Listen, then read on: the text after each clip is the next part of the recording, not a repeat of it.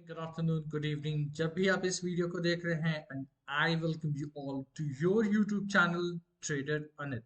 जैसे कि आप सबको पता है कि हमने स्टॉक ऑफ द वीक के सीरीज स्टार्ट किए हैं, और जो हमारा लास्ट वीकली जो टॉप 3 स्टॉक्स थे, अगर आप उन वीडियो को देखना चाहते हैं तो ऊपर आप हमारे आई लिंक पे क्लिक करके उसको देख सकते हैं। वहां से सिर्फ हमारा जो एक ही स्टॉक था, दीपक नाइट्रेट, सिर्फ वही एक स्टॉक है जो उस वीक में उसका एंट्री ट्रिगर हुआ था। बाकी दो स्टॉक ट्रिगर नहीं हुए थे, तो वो डिस्कार्ड हो चुके हैं। तो चलिए शुरू करते हैं आज के top 3 stocks of the week. Welcome back. So जो हमारा पहला स्टॉक है वो है LSIL, which is Lloyd steel industry.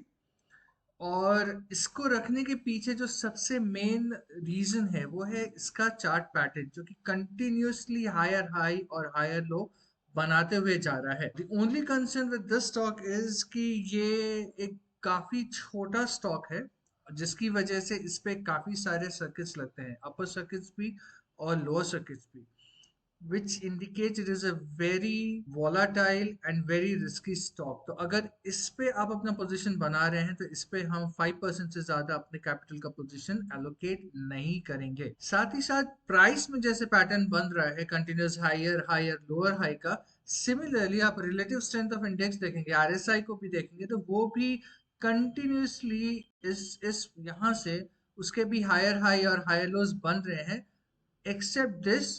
But फिर भी ये भी काफी स्ट्रांग ही है, ये भी अपने इसका जो भी हाई है उसकी तरफ बढ़ रहा है। अभी देखना यह है कि यह वहां तक जाता है कि नहीं जाता है। तो that is why we have our entry levels also. तो इस स्टॉक के लिए हमारा जो एंट्री पॉइंट होगा वो होगा ये dotted line, which is 15 rupees. काफी छोटा स्टॉक है जैसे कि मैंने कहा।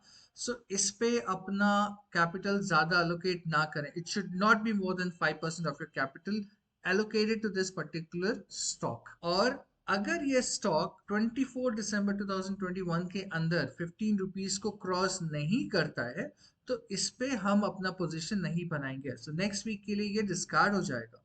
और अगर 24 दिसंबर के पहले हमें अपना एंट्री प्राइस मिल जाता है, 15 रुपए के ऊपर मिल जाता है, only at that scenario we will take our position. और एक और रीजन है इसको ऐड करने का, वो है इसका relative strength comparable to Nifty 500 stocks.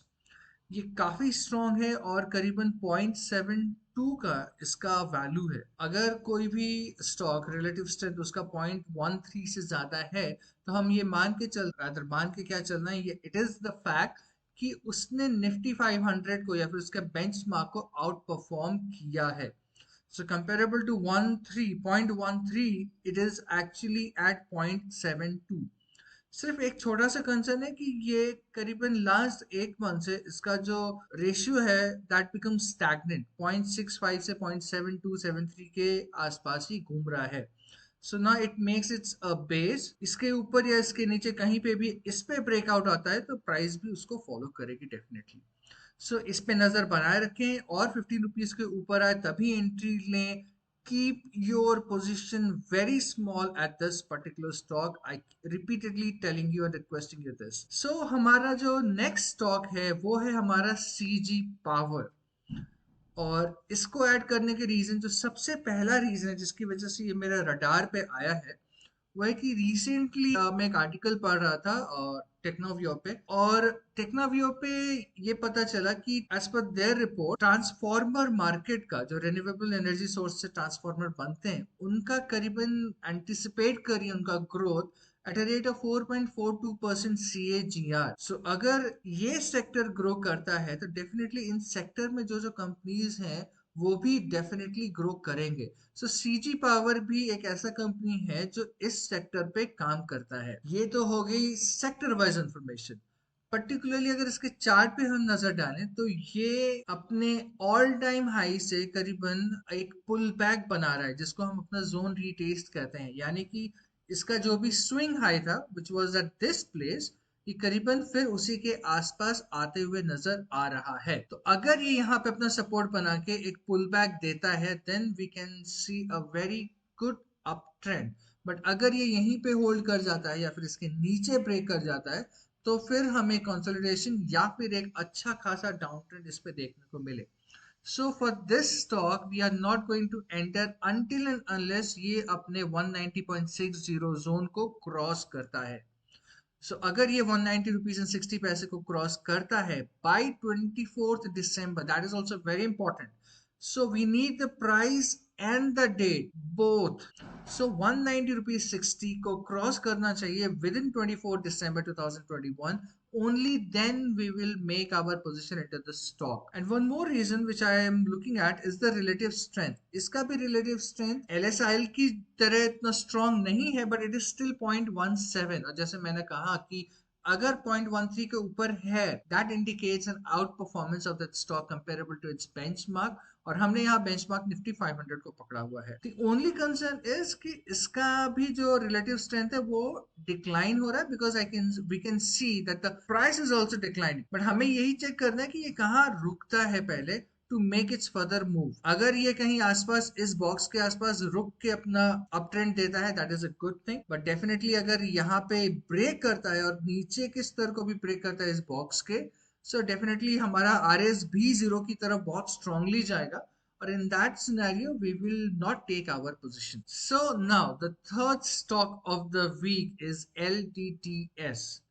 इसका भी जो रीजन है वो सेक्टोरियल बेस है, बिकॉज लास्ट टाइम भी जब हमने देखा था कि जब भी फर्स्ट वेव आया था उस टाइम पे भी जो दो तीन सेक्टर्स काफी आउट परफॉर्म किए थे, आईटी उनमें से एक था. क्योंकि आईटी सेक्टर ओवरऑल उन्होंने अपना जो भी प्रोसेस है, जो भी काम करने का तरीका, उसको वर्क फ्रॉम होम पे पूरा का पूरा डिजिटलाइजेशन पे कन्वर्ट कर दिया था, जिसकी वजह से उनके काम पे कोई इंटरप्शन नहीं आया था.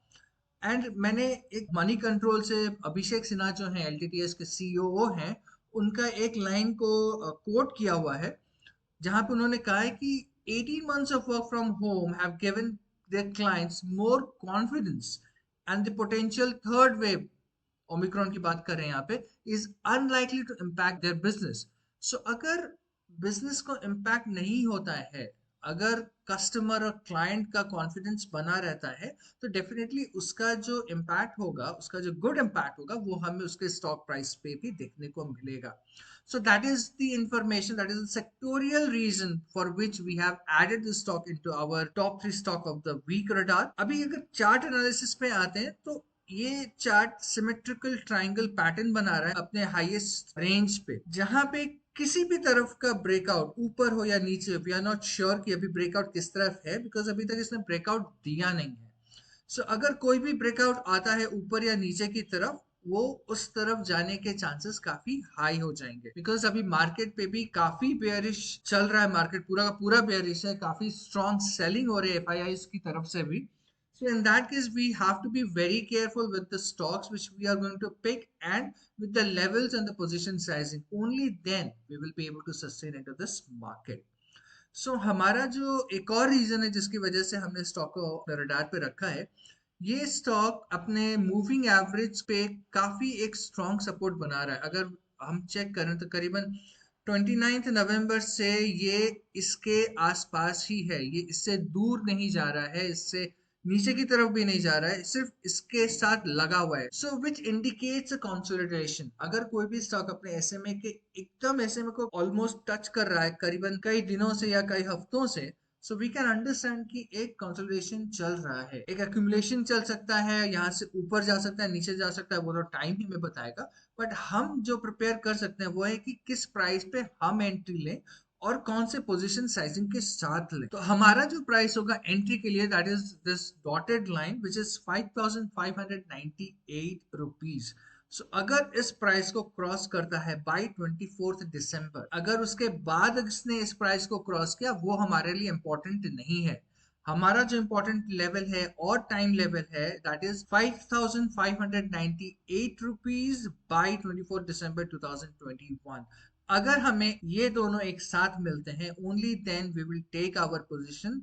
और हमारा जो पोजीशन साइजिंग होगा वो 24% का होगा, बिकॉज कंपेरेबल टू LSIL और CG पावर, LTTS काफी स्ट्रॉन्ग कंपनी है, चार्ट पे भी काफी स्ट्रॉन्ग है, और रिस्क हमारा कंपेरेटिवली बाकी दो कंपनियों से कम है, तो इसलिए हमारा जो पोजीशन साइजिंग इस पे बनेगा वो थोड़ा ज्यादा बनेगा comparable to C G power and L S I L. एक और रीजन है, वो है कि इसका जो रिलेटिव स्ट्रेंथ है कंपेरेबल टू निफ्टी 500, ये approximately 0.01, which is actually zero, एकदम जीरो के पास है। और जैसे कि मैंने थोड़ी देर पहले कहा कि अगर 0.13 के ऊपर है, only then we will consider that stock to be outperforming its benchmark. Then why we have added, the question is then yes, exactly why we have added the stock into our radar, and that too with the highest position sizing. The only reason is if we check this historical chart of LNT, we can see that every time it touches zero or it went below zero, it gives a very strong up move. यहाँ से एक अच्छा up move है, यहाँ से अच्छा up move है, इधर this is also a zone जो जीरो के नीचे गया and then it makes a move. So मैंने अभी आपको सिर्फ 3 और 4 हिस्टोरिकल दिखाई। You can do your own homework and you can check जो मैं कह रहा हूँ वैसा एक्चुअल में हुआ है कि नहीं। Most of the time you will find out कि जब ये अपने जीरो के लेवल पे आता है तो वहां से एक अच्छा स्ट्रॉन्ग आउट मूव देता है। So please check this stock and chart with this relative strength comparable to Nifty 500, और कमेंट बॉक्स पे जरूर डालिए कि आपको भी ये सेम चीज दिख रहा है और you have a different findings. So I hope आज का ये सेशन, आज का ये वीडियो आपको अच्छा लगा होगा। अगर लगा है तो डेफिनेटली कमेंट बॉक्स पे दीजिए, अगर नहीं भी लगा है तो ये जरूर बताएं कि कहाँ पे हम इम्प्रूव कर सकते हैं, so that it will add some value to your knowledge and your trading profit and loss P&L statement. So इसी के साथ आज का ये वीडियो खत्म करते हैं, और अगर आपको ये वीडियो अच्छा लगा हो तो प्लीज इसे लाइक, सब्सक्राइब और शेयर कीजिए। साथ में नोटिफिकेशन बेल को भी सिलेक्ट करके रखिए सो दैट नेक्स्ट वीक जब भी मैं वीडियो लाऊं सबसे पहले इंफॉर्मेशन आपको पहुंचे। So thank you so much for investing your time and we will try our best so that you can get the best benefit out of it. Thank you so much. Bye bye.